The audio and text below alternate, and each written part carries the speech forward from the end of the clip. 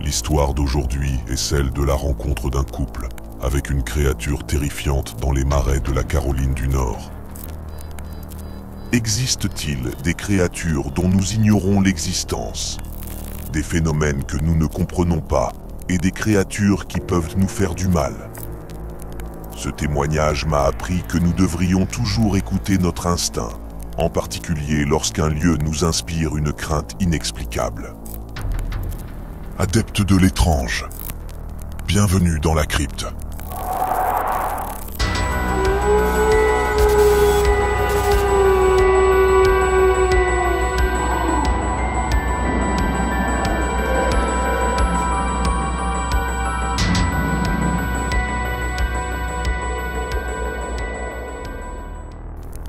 Depuis leur rencontre, David et sa femme aiment arpenter les routes au volant de leur camping-car.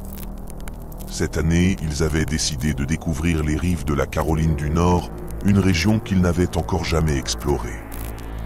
Comme les autoroutes interétatiques offraient une vue limitée de la beauté locale, le couple avait décidé de parcourir les petites routes afin de pouvoir vraiment ressentir l'atmosphère de cet état. L'endroit avait une atmosphère assez étrange et un sentiment sinistre planait. La nuit commençait à tomber et le couple cherchait le parc national de Pettigrew pour y passer la nuit. Non loin du parc, en passant devant l'une des quelques maisons en bordure de route, le couple remarqua des gens dans la cour de l'une des maisons. Ils étaient debout et immobiles dans la pénombre. Aucun d'entre eux ne parlait, et ils ont juste regardé passer le camping-car de David dans un silence sordide. Leur comportement étrange a mis David et sa femme mal à l'aise. Pourquoi ces gens étaient-ils dehors dans l'obscurité?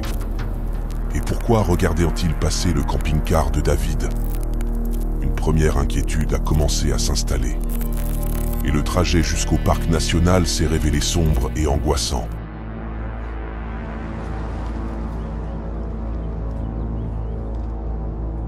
It's getting darker and darker. You know, the whole place had a creepy feeling. I went by this one house and these people standing out in their yard.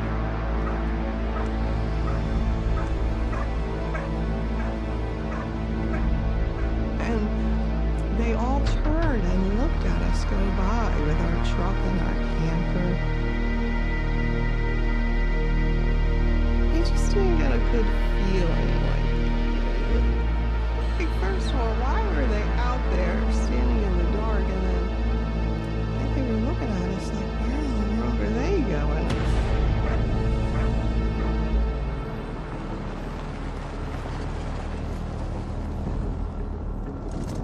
It's kind of creepy around here, don't you think? Yeah. The drive to the state park from Crestwell was pretty dark. It got very creepy.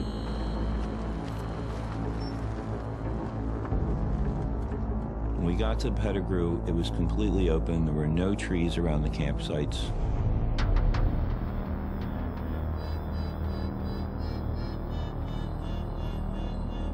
This is it? It's a swamp. À leur arrivée à Pettigrew, David et sa femme ont été accueillis par un paysage complètement dégagé, sans arbres autour des emplacements de camping. C'était évident, ils allaient camper au milieu d'un marécage. Un sentiment de malaise commença à les envahir. Soudain, un park ranger s'est arrêté et a commencé à questionner avec inquiétude le couple. David a expliqué qu'il pensait passer la nuit dans le parc. Le ranger a répondu que c'était un joli parc, avant d'ajouter qu'il rentrait chez lui pour la nuit, mais qu'il serait de retour le matin. Cette déclaration a alors renforcé les craintes de David et sa femme. Pourquoi ce ranger ne restait pas la nuit? Yeah, I'm heading home, but I'll be back in the morning. And when he said that, we thought, why is he leaving? I just didn't want to stay there. David et sa femme ne voulaient pas rester dans cet endroit. La fatigue, l'obscurité et une sensation grandissante d'inquiétude poussaient le couple à partir à la recherche d'un endroit sûr pour la nuit. Il leur fallait trouver une ville suffisamment grande pour passer la nuit sur le parking d'un centre commercial. Et la seule option était une ville située au milieu de l'île de Roanoke, à 2 heures de là. Le nom de Roanoke leur a alors rappelé l'histoire de la colonie perdue, celle des premiers colons anglais à avoir débarqué en Amérique. Ces colons s'étaient installés sur l'île de Roanoke, mais lorsqu'un bateau est revenu pour les ravitailler, ils avaient tous mystérieusement disparu. Quelques minutes après avoir fait demi-tour, quelque chose a soudainement percuté l'arrière de leur véhicule. À ce moment, inquiet d'avoir heurté quelque chose, ou pire, d'avoir blessé quelqu'un, David se décida de sortir pour vérifier. Le sentiment d'insécurité qui s'était installé depuis un moment donna à David l'envie d'emporter avec lui son 357 pour se protéger, par précaution. En sortant du camion, il y avait quelque chose d'étrange dans l'air. David fit le tour de son véhicule. Pas de problème au niveau des pneus. Le pare-choc était intact, tout comme la carrosserie. Arrivé à l'arrière de son camion, il constata cependant que l'un de ses feux arrière était cassé, comme s'il avait été brisé par une grosse pierre. Et il y avait autre chose qui n'allait pas. Il n'y avait plus aucun bruit, et c'était comme si quelque chose dans le marais l'observait. En scrutant les ténèbres, David ne constata rien de particulier pendant 1 minute. Pas de mouvement, pas de bruit. Soudain, un grognement rauque a retenti sur sa gauche, venant des hautes herbes. Damn it.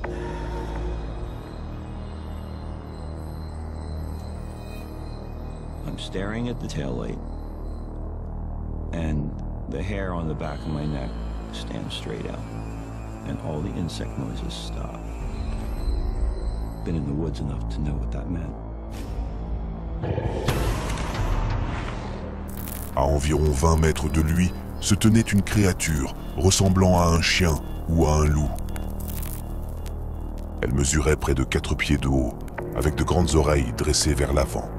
Des touffes de poils dépassaient du sommet des oreilles, et ses yeux étaient jaunes luisants. La moitié supérieure de son corps était musclée et recouverte d'une fourrure sombre, semblable à une crinière autour de ses épaules. Ses pattes ressemblaient à des mains griffues. La moitié inférieure de son corps était plus maigre, et on aurait dit qu'elle avait une queue assez courte. La créature a fait un pas en avant, en grognant faiblement, puis a découvert ses dents. David explique ensuite qu'une autre créature est apparue brièvement, mais qu'il n'a pu la regarder que quelques secondes avant de se retourner. La première créature s'était alors rapprochée de presque 10 mètres de lui. Son instinct l'a poussé à tirer, mais l'animal n'a pas réagi comme David s'y attendait. Au lieu de fuir, la créature l'a regardé d'un air furieux. Terrifié, David se rendit compte qu'il n'aurait peut-être pas le dessus. Il se dirigea alors rapidement vers l'avant de son véhicule, en criant à sa femme de rester dans le camion. Il remonta à l'intérieur et redémarra sans dire un mot et sans se retourner. Lisa, la femme de David, fut très choquée et expliqua à la suite de cet incident qu'elle n'avait jamais vu son mari dans cet état. I had never felt that scared before in my life. I could feel my heart beating in my chest. I felt scared. I felt scared because he was so upset and I still didn't know what had happened. David commença à se calmer à mesure qu'il se rapprochait de la civilisation. Quand il fut suffisamment calme, il raconta ce qui s'était passé à sa femme, qui, dubitative, eut un peu de mal à accepter les détails les plus terrifiants. Arrivés dans le centre-ville, et une fois leur calme revenu, David et Lisa décident de faire quelques achats au centre commercial. Alors qu'ils sortent du magasin, ils tombent sur un homme dans un camion qui les observe d'un regard insistant. Intrigué, David décide d'aller lui parler. How you doing there? Can I help you? En s'approchant, celui-ci s'excusa et expliqua qu'il avait confondu David avec l'un de ses amis, mais son regard semblait dissimuler quelque chose de plus sinistre. regardant dans son camion, David remarqua 2 fusils derrière lui. Après un temps d'hésitation, David finit par lui demander s'il chassait dans le marais, et la réaction de l'homme a été stupéfiante. Il a alors raconté qu'il avait vu quelque chose d'étrange il y a des années. Il pensait que c'était un loup, mais ce qu'il avait vu se comportait de manière étrange, se levant sur 2 pattes. Il n'avait jamais rien vu de tel auparavant. Cette étrange histoire est, pour certains, une preuve du mystère entourant la colonie perdue de l'île de Roanoke. Peut-être que les ténèbres de ce marais abritaient des entités insondables, des créatures cauchemardesques capables de semer la terreur. Cette terrifiante expérience m'a enseigné que nous devrions toujours obéir à notre instinct, surtout lorsque des lieux éveillent en nous une peur irrationnelle. Parfois, il est plus sage de fuir rapidement plutôt que de s'aventurer dans les abysses de l'inconnu.